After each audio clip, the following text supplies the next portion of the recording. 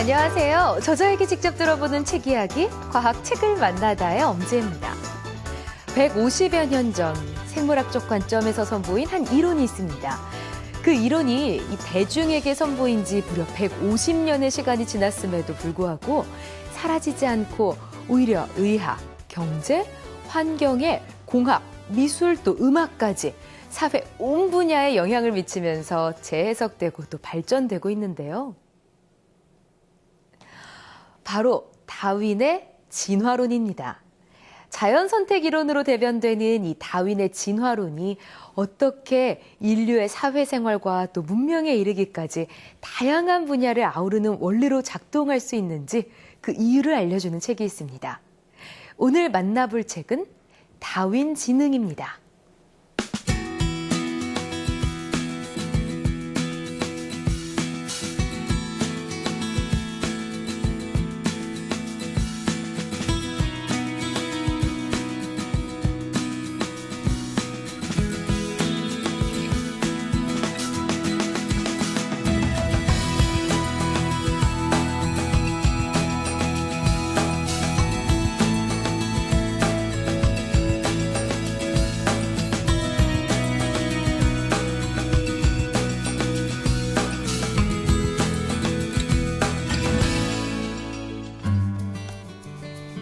다윈 지능.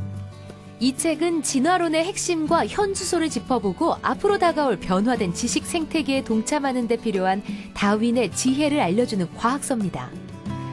변화하는 환경 속에서 살아남은 개체군은 유전적 변이를 풍부하게 지니고 있는 것들이라고 얘기하고 있는데요. 유전적 변이의 중요성을 얘기하기 위해 저자는 조류 인플루엔자 바이러스를 예를 들어 설명하고 있습니다. 왜 야생 조류에게 문제가 되지 않는 일이 우리가 기르는 닭들에게는 이처럼 치명적인 결과를 가져오는 것일까? 이 문제의 핵심에 바로 변이의 중요성이 있다. 야생 조류의 개체군은 유전적으로 다양한 개체들로 이루어져 있기 때문에 그들 중 한두 마리가 감염되어도 좀처럼 전체로 번지지 않는다.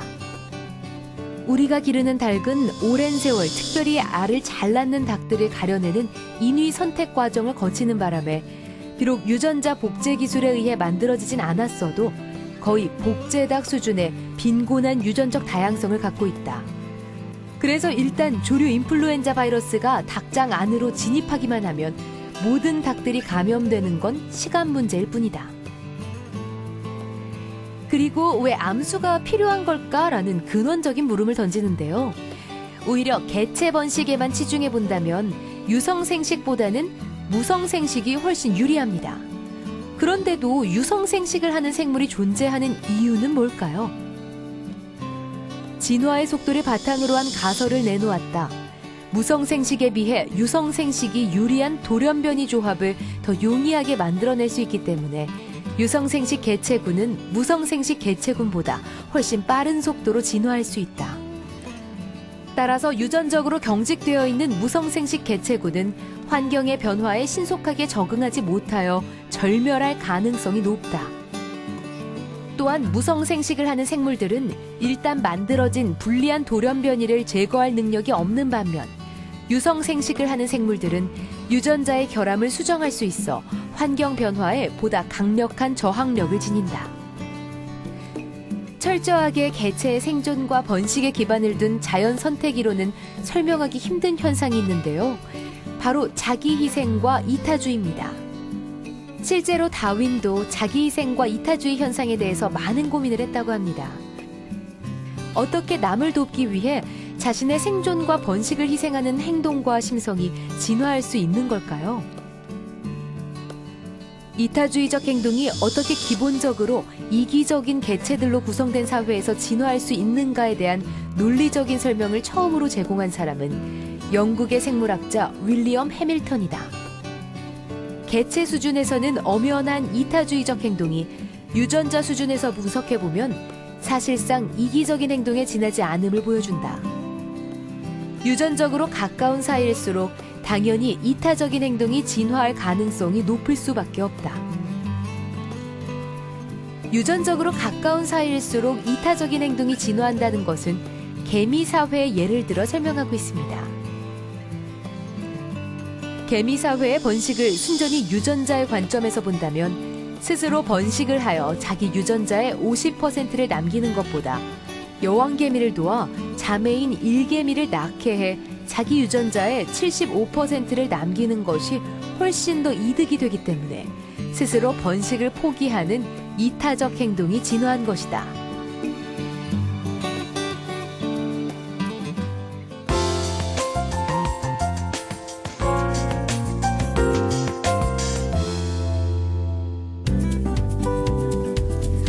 다윈지능의 저자 최재천 원장님 자리하셨습니다. 안녕하세요. 안녕하세요.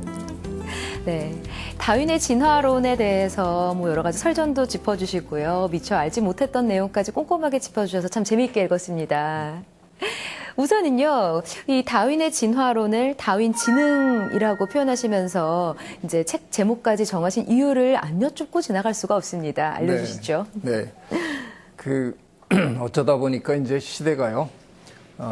다윈을 정말 제대로 알아야만 여러 가지에 유리한 시대가 전 됐다고 생각해서 어떤 의미에서는 다윈 스마트해질 필요가 있다. 그래서 다윈 지능적이어야 된다는 뜻의 다윈 지능도 있고요. 그 다음에는 다윈이 우리에게 가르쳐 준 그런 온갖 지혜들을 제대로 좀 알았으면 좋겠다 해서 다윈이언 인텔리전스의 의미에서 다윈의 지능을 제대로 좀 이해하자. 그래서 약간은 이중적인 의미가 있습니다. 사실 일반적으로 다윈의 진화론에 대해서 알고 있는 거는 이제 적자 생존, 또 어떤 거는 진화하고 있다, 생물체는 진화한다. 이제 이런 두 가지를 이제 가장 많이 알고 있습니다. 같은 내용이긴 하지만요. 그럼 궁금증이 있습니다, 원장님. 진화를 하면 계속 우성형질로 진화를 하다 보면요. 계속 바뀌다 보면 완전체가 돼서 바뀔 게 없지 않을까. 네. 이런 생각이 좀 들거든요. 네. 어떻습니까, 이 부분은요?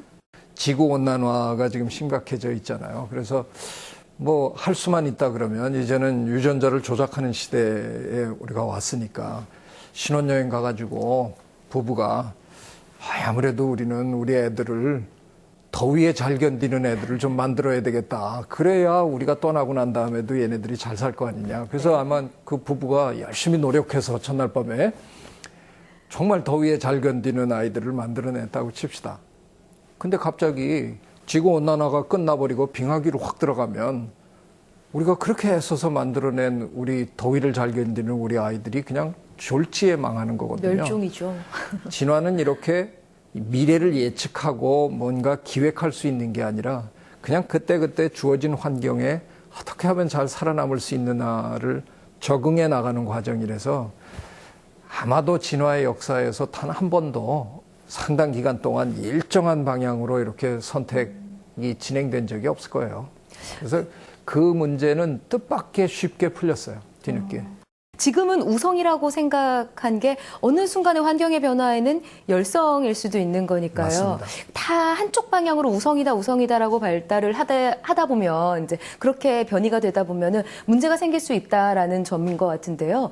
그렇게 따지면 다양한 변이를 하는 것이 이 생명체의 생존을 높이는 길이 되지 않을까 싶은데요. 맞습니다. 그게 맞나요? 돌아가신 하버드 대학의 고생물학자 스티븐 제이 골드의 책 중에는 보면 아주 단언하기를 그분은 뭐라 그랬냐면 진화는 다양화다라고 얘기를 했거든요. 변이가 다양해지면 그중에 상당히 그 환경에 적응 잘하는 놈들이 있는가 하면 그렇지 못한 놈들도 있지만 환경이 변하면 또 다른 변이를 가지고 있는 녀석이 또 득세를 할 수 있고 결국은 다양한 변이를 갖게 되는 종은 살아남는 거고 그렇지 못한 종은 한동안은 잘 나가다가 정말 좋지 않은 환경에 갑자기 닥치면 그 부귀영화가 그냥 하루아침에 몰락하고 그냥 멸종할 수도 있다는 겁니다. 진화론이 가지고 있던 여러 가지 이해를 돕는 이야기들 좀 해주셨는데요. 재밌는 점이 있었습니다. 이제 진화를 하다 보니까요. 원래는 이제 암컷과 수컷 또 남자와 여자 같은 이 두 가지 성이 남성이 여성에게 잘 보이기 위해서 그런 진화의 과정을 거치다 보니까 유전적 어떤 형질이 있다. 그렇기 때문에 남성은 허세를 좀 부리고 싶어하는 경우도 있고 또 한눈을 좀 파는 경향도 있다. 이런 설명이 있어서 다윈도 그 당시에 호되게 좀 사람들의 질타를 받았다는 이야기가 있었습니다. 이 모든 걸 다 유전자의 유전자의 능력, 유전자의 그 본성이라고 이해를 해야 되는 건가요? 다윈의 입장에서는 처음에 1859년에 종의 기원을 이제 발표해 놓고 제일 고민스러웠던 문제 중에 하나가 뭐 고민이 두 개 제일 큰 게 있었는데 하나는 왜 생물이 자기 희생을 하는가 하는 문제를 설명하기 되게 힘들어했고 네. 그 다음에는 암수가 같은 종인데 왜 이렇게 다른가 하는 것을 설명하기가 너무 힘들었던 거예요. 그런데 12년 후에 인간의 유래라는 책을 쓰면서 거기서 이제 성선택이라는 새로운 개념을 들고 나오면서 그 설명을 깔끔하게 합니다. 그런데 조금 전에 비난을 많이 받았다 그랬는데요. 사실은 많이 안 받았어요. 오히려 종의 기원이 나왔을 때는 아니 신의 존재를 부정하느냐 뭐 그래갖고 난리 법석을 쳤는데 12년 후에 인간의 유래가 나왔을 때는 생각 같으면 더 심한 욕설이 나올 줄 알았는데 오히려 잠잠했어요. 왜냐하면 아마도 그 빅토리아 시대의 그 남성들에게 아니 잠자리에서 선택권이 여성에게 있다는 거야? 이건 받아들이기는커녕 생각조차 하기 싫어서 제 생각에는 그 이제 영어식 표현에 sweep under the carpet이라는 표현이 있잖아요. 이 어떤 건 너무 불편하면 논의 좋지 않은 없었던 거죠. 일로 하자. 네. 그래서 아마 남성 학자들이 그냥 야 이건 얘기도 하지 말자. 그래서 아마 네. 치워버렸던 것 같아요. 그래서 성선택에 대한 연구는 한 100년이 지나서 여성운동이 일어날 때 돼서야 다시 연구가 시작이 됩니다. 아주 흥미로운 그런 과학사적인 그 사회 변동과 그 연구도 이렇게 맞물려 가는 게 있어요. 성선택설에 대해서 이야기를 해주셨는데요. 다윈이 고민했던 게 두 가지가 있다. 이제 이 성에 관련된 문제와 또 자기 희생이었다라고 살짝 말씀을 해주셨습니다. 그래서 이 부분을 좀 짚고 넘어가지 않을 수가 없습니다. 자기 희생이라는 거 어떻게 보면 이 진화 또 유전자가 원하는 방향은 항상 이기적인 방향인 것 같은데 이타적인 행동을 한단 말이죠, 사람은요. 근데 사실은 저는 문화적으로 교육받은 영향이 아닌가라고 생각했습니다. 이게 과연 진화와 무슨 관련이 있고 유전자와 무슨 관련이 있나 싶었는데 네. 이 부분에 대해서 좀 짚어주시죠. 다윈이 아무리 생각해도 다윈의 저 시절의 생물학적인 그런 수준으로 보면 개체가 있고 그 개체가 번식을 하기 위해서 최대한으로 노력하고 그래서 살아남고 번식하고 이런 건데 아니 이거 도대체 꿀벌은 일벌은 이건 뭐 하자는 건가 누가 위험한 게 나타나면 그냥 달려 나와가지고 침 꽂고 그러다간 자기 침 빠져나가고 한 2시간 후면 죽고 거의 전쟁 때 일본의 가미카제 수준의 그렇죠. 그냥 자기를 죽이는 그런 일들을 막 감행하는데 다윈은 그걸 쳐다보면서 도대체 이걸 내가 어떻게 설명을 해야 되나 그러면서 실제로 종의 기원에 보면 만일이다면 내 이론이 무너진다면 이것 때문에 무너질 가능성이 크다라고까지 아주 고민을 하셨어요. 그런데 이제 훗날 다윈이 돌아가시고 난 다음에 이제 우리 생물학자들이 그 문제는 어떻게 보면 다윈의 고민을 우리가 후에 풀어내는 건데요. 유전자의 관점에서 문제를 다시 보면 다윈은 유전자의 관점에서까지는 보질 못하신 거죠. 개체의 관점에서 계속 보니까 그 희생을 도대체 어떻게 설명해야 되나. 그런데 유전자의 관점까지 그걸 끌고 내려가 보면 그런 희생이 결과적으로 놓고 보면 유리했기 때문에 희생을 한다는 겁니다. 사실은 일벌은 자기가 알을 낳지 않거든요. 알을 낳는 건 일벌의 어머니인 여왕벌이 저 네. 벌통 안에서 안전한 곳에서 매일 그냥 알만 낳고 계세요. 내가 살아남는 것보다는 내가 저 여왕벌을 보호하는 게 우리 꿀벌 사회 전체로 보면 훨씬 유리한 일이기 때문에 내가 기꺼이 내 목숨을 바치는 쪽으로 진화를 한 겁니다. 그걸 뭐 일벌이 매일 교육을 받아서 나는 이런 위치에 가면 위험한 상황에 가면 나는 내 목숨을 버리리라 매일 공부한 게 아니고요. 네. 그냥 그런 일이 닥치면 그 꿀벌은 자기도 모르게 그런 일을 하게 된다는 거죠. 그건 왜냐?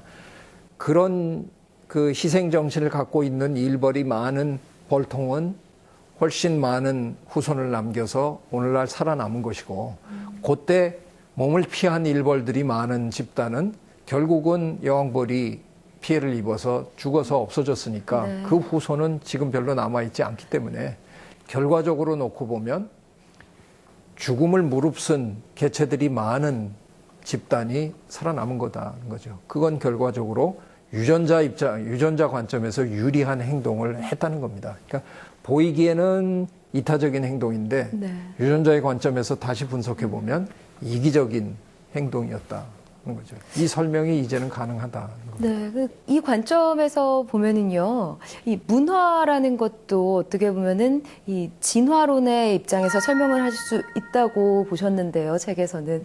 이해가 잘 안 되거든요. 문화는 전혀 다른 이야기라고 생각을 했습니다. 이 연관성에 대해서 좀 설명을 해주시죠. 인간이 갖고 있는 문화 중에 제가 이거 표현을 잘해야 되는데 비행 문화, 이건 나쁜 짓 하는 문화라는 뜻이 아니고요.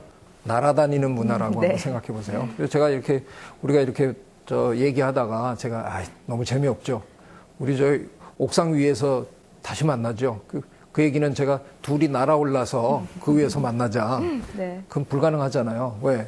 우리는 날개를 가진 동물이 아니기 아니니까요. 때문에.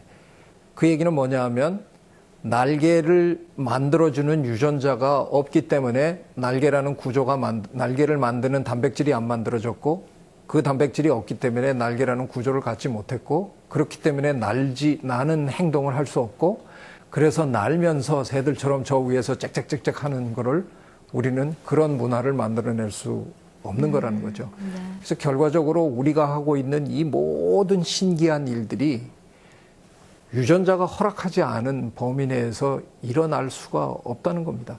이 모든 게 다 사실은 유전자 손바닥 안에 다 있다는 거죠. 그래서 제가 유전자 장 이론이라고 혼자 떠들고 있습니다. 네. 자, 오늘 다윈의 이론을 쭉 설명해 주시면서 여러 가지 철학적인 이야기도 해주셨는데요. 마지막으로 시청자들께 남기고 싶은 이야기가 있으시다면 한마디 해주시죠. 다윈의 이론이 지난 한 150년 동안 엄청나게 많은 공격을 받았음에도 불구하고 그 담금질을 통해서 지금은 훨씬 더 막강한 이론이 됐어요. 그래서 다윈의 이론이 영향을 미치고 있지 않은 분야를 찾기가 어렵습니다. 음악, 예술, 체육, 심지어는 경제도 이제는 경제학도 다윈 경제학의 시대가 왔노라라고 선언하시는 분들이 많이 있을 정도로 돈 버는 일도 이제는 다윈을 알아야 제대로 봅니다. 그런데 너무 다윈에 대해서 모르시기 때문에 사실은 이제는 살아남기 위해서라도 인간도 다윈에게 지혜를 얻을 필요가 있겠다. 그래서 제발 좀 다윈 스마트해지세요. 그런 의미에서 다윈 진인이라는 책을 썼으니까요. 도서관에 가서 좀 읽어보십시오. 네. 네. 다윈 진화론의 이 핵심, 또 21세기의 진화론의 이 현 주소를 짚어볼 수 있었던 좋은 시간이었습니다. 오늘 좋은 말씀 해주셔서 감사합니다. 네, 감사합니다.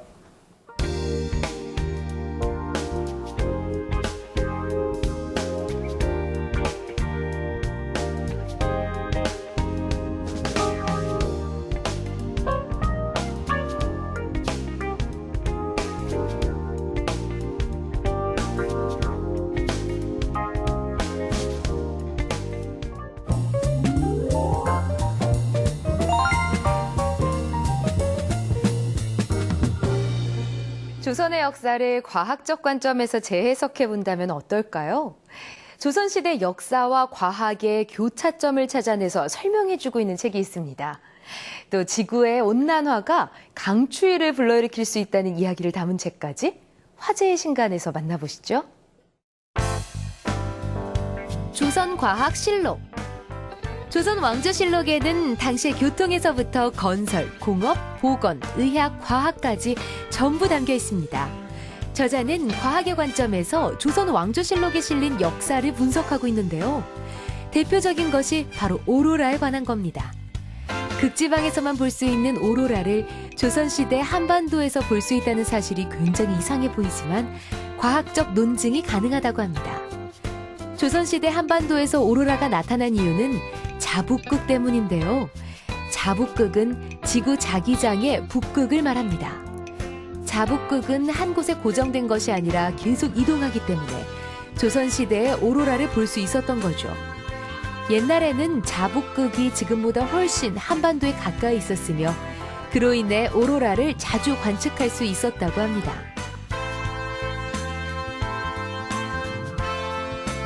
날씨 충격. 세계적으로 문제가 되고 있는 지구온난화. 그런데 반대로 갑작스러운 폭설 한파로 고생하기도 하는데요. 지구온난화가 한파를 부추기고 있다는 사실 알고 계셨나요? 날씨가 극과 극으로 오가는 현상은 항상성을 유지하려는 몸부림이라고 해석합니다. 즉 대기해양 극지방의 얼음은 각각 원하는 에너지의 양이 있고 서로 에너지를 주고받으면서 지구의 에너지의 균형을 맞추게 됩니다. 그런데 지구온난화로 얼음량이 갑자기 줄어들면 많은 에너지가 한 번에 대기로 몰려가게 되는데요. 그럼 필요 이상의 에너지가 대기에 집중되고 에너지 시스템의 균형이 깨지게 되는 거죠. 그리고 이렇게 생긴 비정상성이 극단적인 날씨를 만드는 겁니다. 신경정신과 자가진단. 우리는 흔히 정신질환하면 마음의 상처로 인해서 생긴다고 알고 있죠. 하지만 같은 상황에서도 사람마다 다른 반응이 나오는 것을 보고 유전적인 요인에 의해 정신질환이 발생한다는 연구 결과가 각광받고 있는데요. 그렇다면 이런 정신질환의 증상은 무엇이 있을까요? 예를 들어 위험한 정신질환 중 하나인 소시오패스의 경우는 사회성이 결여된 반사회적 인격장애의 일종으로 자신이 한 행동에 죄책감이나 피해자에 대한 동정심이 없다는 겁니다. 최근에는 인터넷상에서 범죄를 저지르는 사이버패스까지 등장했다고 하는데요. 이처럼 최근 우리 주변에서 볼 수 있는 다양한 정신질환들과 그 증상에 대해서 풀어주고 있습니다. 오늘 소개해드린 다윈지능이라는 책에서는 모르는 사이인데도 자신의 목숨을 내놓으면서까지 이 다른 사람을 돕는 행동을 사회성 진화의 한 측면으로 바라보고 있습니다. 일종의 호혜성 이타주의적인 행동이라는 건데요. 남에게 도움을 주는 행위로 인해 사회성이 진화했다는 대목에서 저는 느끼는 바가 컸습니다. 요즘같이 각박한 시대에 우리 내면에 가지고 있는 이 이타주의적인 행동을 꺼내보는 건 어떨까요? 다음 이 시간에도 더 재미있고 흥미로운 책을 가지고 찾아뵙겠습니다.